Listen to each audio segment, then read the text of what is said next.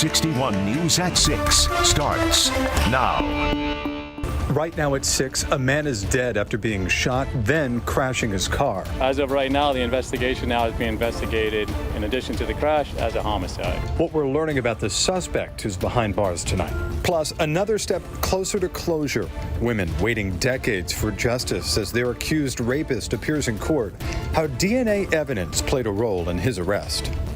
Halloween week is celebrated a bit differently by the Connecticut DEEP. For them, it's not about ghosts and ghouls, it's all about the bats. I'm Jim Altman. More ahead from Burlington on the Fox 61 News.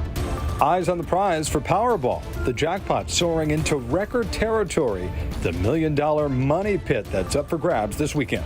And you don't have to see it to tee it. When I hit a good shot, that's beautiful. I can tell, I can tell by the sound. I can tell by the feel. That's really nice when I hit a good shot. How a 90-year-old blind golfer is breaking barriers. The Fox 61 News at 6 starts right now. Good evening. Thanks for joining us here on the Fox 61 News at 6 o'clock. I'm Ben Goldman. And I'm Jen Bernstein. A car versus utility pole crash in Southington just after midnight today has now morphed into a homicide investigation. Fox 61's Tony Tersey joins us live from the Southington Police Department with a breakdown of the investigation, which includes an arrest, but not for the homicide. Tony explains. Tony? Ben and Jen, good evening to you at home. An investigation into this crash has led to an arrest of a 43-year-old Meriden man who could face additional charges. This vehicle crashed into a utility pole on Queen Street across from the Outback Steakhouse, was occupied by at least one person, 28-year-old Jose Principe of Waterbury, who was pronounced dead a short time after the crash. As far as we know, it's Mr. Principe's vehicle. But he was in the passenger seat. His body was in the passenger seat following the crash. I don't know that he was in the passenger seat prior to the crash. One man who might know, 43-year-old Victor Perez of Meriden. Uncooperative on scene, police say, so he was arrested. During the incident to that arrest, they discovered that Mr. Perez had a firearm on his person. The gun was loaded, and Perez was also found with one shell casing on him, which, as a convicted felon, resulted in a charge of criminal possession of a pistol. But there's more. The medical examiner has ruled the cause of death as a homicide, and the cause of the homicide, they're saying, was a result of a gunshot wound to the torso. Police say they are uncertain whether Perez is responsible. The two were said to have argued at a nearby Cumberland Farms before the crash. We're focusing primarily between the area of Cumberland Farms and south of Cumberland Farms going down to where the crash occurred. And those working in businesses near the crash scene had a difficult time getting into work as a section of Queen Street was shut down for many hours due to the investigation. And the car was still there, which was kind of awful to see the car they hadn't even taken it away yet. So I felt really bad. And then I heard he got shot. And the utility pole had not been replaced as of this afternoon, clearly cracked and leaning just a bit. As for Perez, his bond was reduced from where police set it at $750,000 to $350,000 by a judge, despite the fact that he has a lengthy criminal history. As for this homicide investigation, police believe it's the first here in Southington in about 6 years. We're live at Southington PD. Tony Tersey, Fox 61 News. Tony, thank you. Moving on here, the trial continued today for Michael Sharp, the Marlboro man accused of 4 sexual assaults dating back to 1984.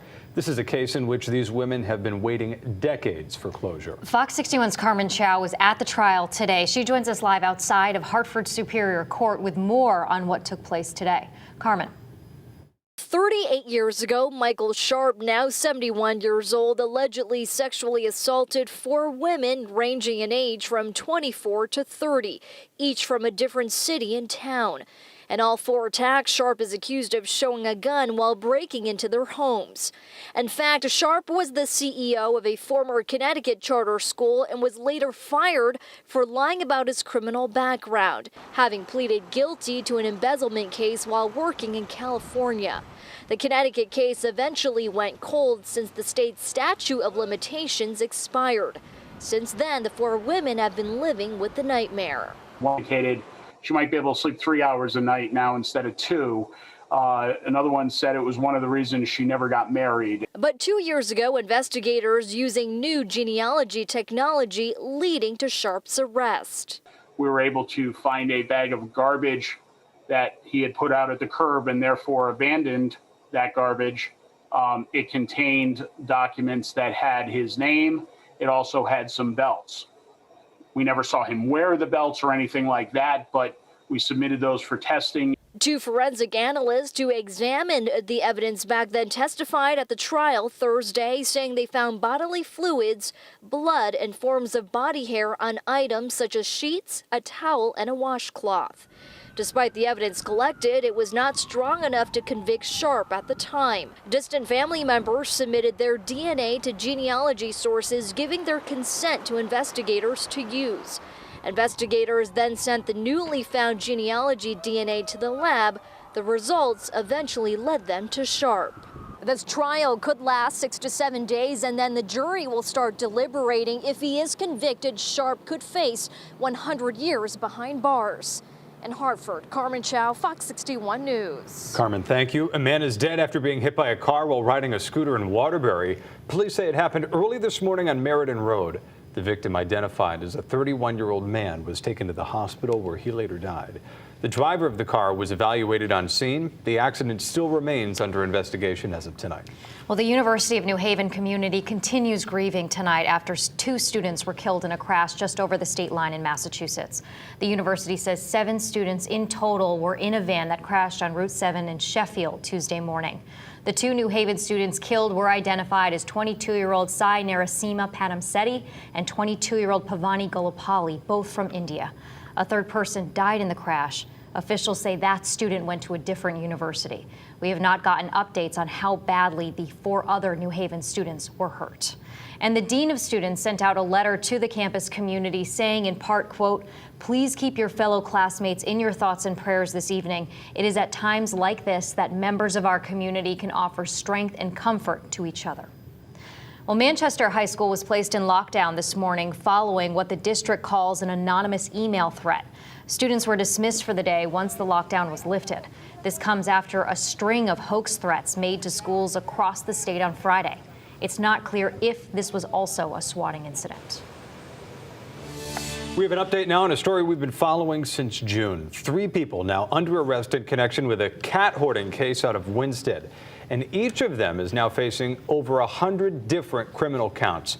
James Thoman Sr., Laura Thoman, and Marissa O'Brien are each facing 106 counts to be exact, of animal cruelty and 2 counts of risk of injury to a minor. Police found more than 150 cats in the home and say that they noticed a strong odor of urine. Police said that 8 people in total lived in that home, including a 6-year-old girl and a 10-year-old boy. The children were removed by DCF and placed with relatives. Officials say that the majority of the cats have since been adopted. Well, we are following some breaking news right now just into the newsroom. Police moments ago telling us a shooting investigation is underway on Hillside Avenue in Hartford. No word yet on any injuries or arrests. We do have a crew that's headed to the scene right now, and we'll bring you updates as soon as we learn them. All right, let's talk about your forecast. A beautiful day outside, some warmer temperatures today, too. Did it get near 70 degrees today, Rach? It felt great. Warm. Upper 60s, yeah. So it's a few degrees shy of 70. And the wind out there, kind of blustery and noticeable, but we're going to get rid of that as we head into the day tomorrow. So temperatures tomorrow will be about 10 degrees cooler than today. But without the wind, I think it feels really comfortable. Low 60s in Hartford and the New Haven area as the sun is setting, and we're seeing some beautiful colors out there. Frost advisory in effect for Hartford, Tolland, and Windham counties tonight. I'm actually surprised that they're issuing this because we've already had a hard freeze, meaning temperatures have already dropped below freezing. So they usually don't issue those anymore. Either way, there is a chance for some areas of frost tonight inland. The wind is starting to come down. We're still seeing a few gusts, though, up around 20 miles per hour in spots. Temperatures are in the 60s for most of the state, but 50s for some of our cooler spots and a lot of western Connecticut, including 55 in Waterbury. Clear skies tonight, temperatures dropping back into the 30s inland, near 40 at the shoreline, but notice near freezing for Willimantic, also for Torrington. Tomorrow it is bright. We'll see sunshine mixing with some high clouds, though. Highs in the upper 50s and less wind than today, even though it will be cooler. Heading even further downhill heading into tomorrow night. We'll talk about the weekend forecast and the rain expected for next week coming up. All right, Rachel, thank you. Well, new tonight at 6, Jacques has been sentenced to the 2015 murder of Casey Chadwick. Fox 61's Brent Harden joins us now in the Breaking News Center with an update for us. Brent. Yeah, Jen, Ben, 48-year-old Jacques was sentenced today to 60 years behind bars. Jacques entered Chadwick's Norwich, of course, apartment on the night of June 15th of 2015 and fatally stabbed her multiple times before putting her body in a closet. That's according to trial testimony. He was initially convicted of murder in 2016 and sentenced to 60 years then, but that case was overturned in July of 2019 on an appeal by the state Supreme Court. The state ruled that Jacques should be retried because a search by Norwich police of his apartment was conducted before a search warrant was obtained. In the retrial, officials tried him on the same charge, but using different evidence. Jacques murdered Chadwick just 5 months after he was released from prison after serving 17 years for attempted murder in a separate case. Failed attempts to deport Jacques back to Haiti led ICE officials to set him free in early 2015. Ben and Jen, back to you. Right, thank you.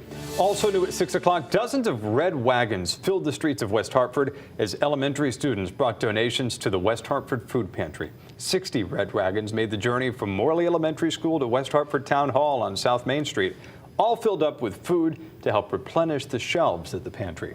It's a West Hartford tradition that's been going on for more than 25 years now.